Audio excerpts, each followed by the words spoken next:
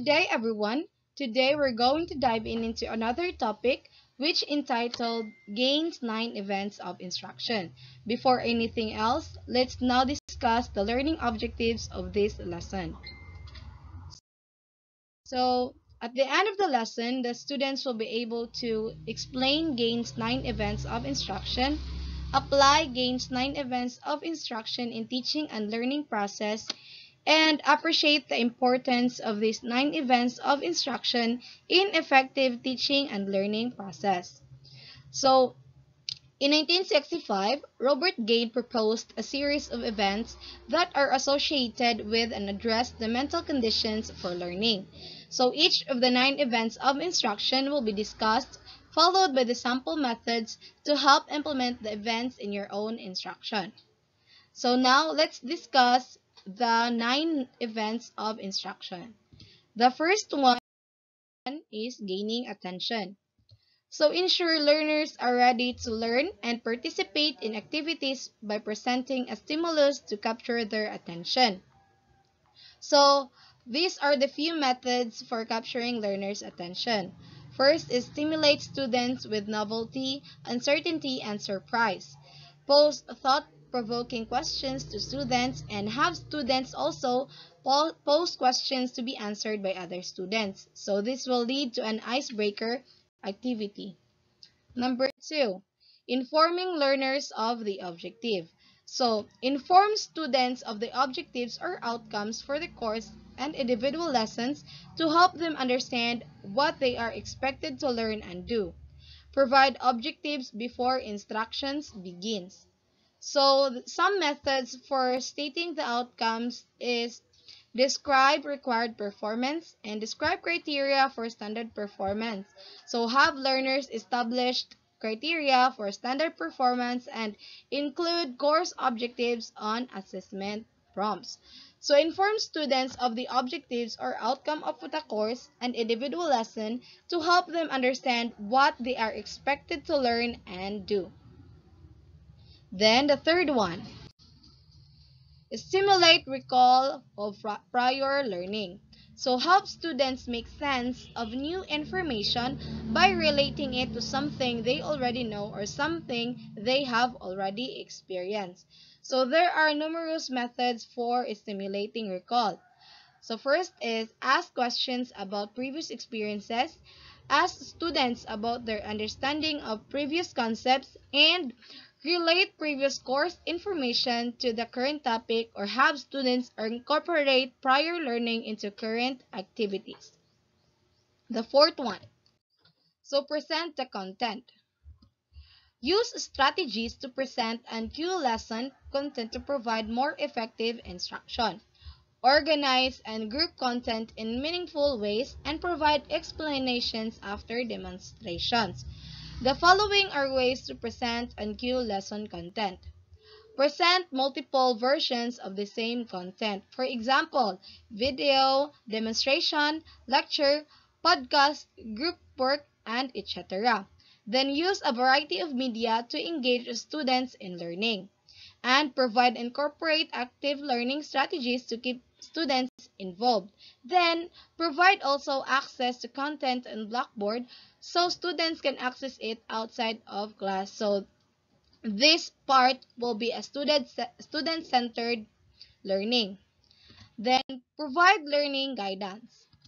So advise students of strategies to aid them in learning content and of resources available. In other words, help students learn how to learn. So the following are examples of methods for providing learning guidance. Provide instructional support as needed. For example, scaffolding that can be removed slowly as the student learns and masters the tasks or content. Model varied learning strategies like concept mapping, role-playing, and visualizing. Use examples and non-examples. Examples help students see what to do, while non-example help students see what not to do. Then provide case studies, visual images, analogies, and metaphors.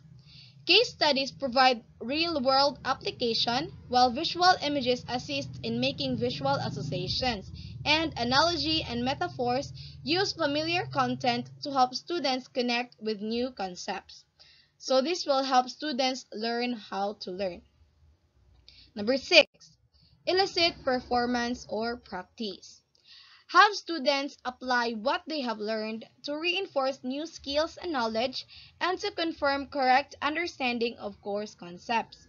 So here are a few ways to activate learning processing. Facilitate student activities. Ask deep learning questions, have students collaborate with their peers, facilitate practical laboratory exercises.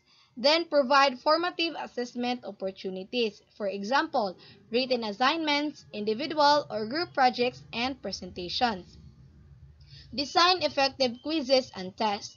So test students in ways that allow them to demonstrate their comprehension and application of course concepts. So as opposed to simply memorization and recall. Number 7, provide feedback. So provide timely feedback of students' performance to assess and facilitate learning and to allow students to identify gaps in understanding before it is too late. So some types of feedback you may provide to students are the following. Confirmatory feedback. So this informs the students that they did what they were supposed to do. This type of feedback does not tell the student what she needs to improve, but it encourages the learner. Then, evaluative feedback.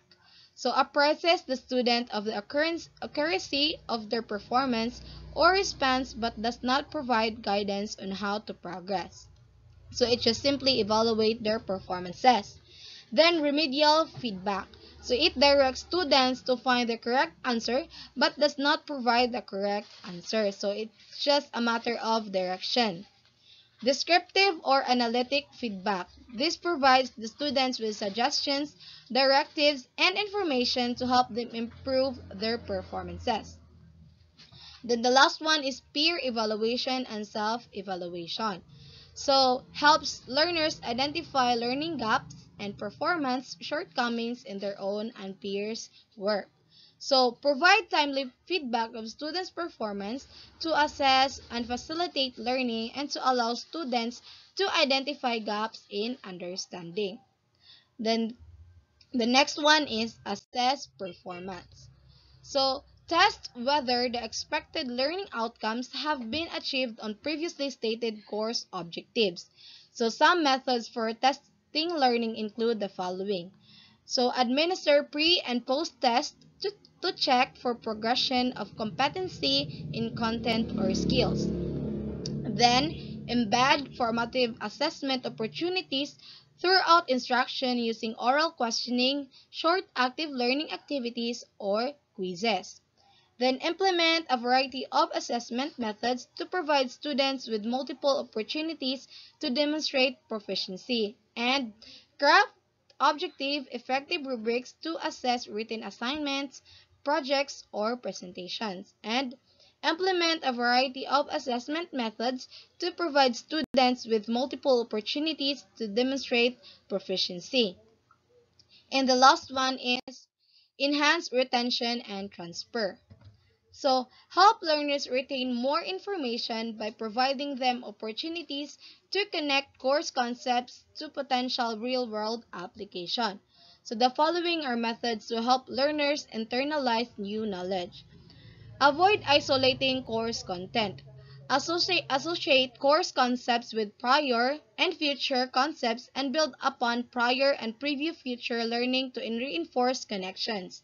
Continually incorporate questions from previous tests in subsequent examination to reinforce course information. So have students convert information learned in one format into another format. Like for example, verbal or visual spatial. So for instance, requiring students to create a concept map to represent connections between ideas. And then, to promote deep learning, clearly articulate your lesson goals, use your specific goals to guide your instructional design, and align learning activities to lesson goals.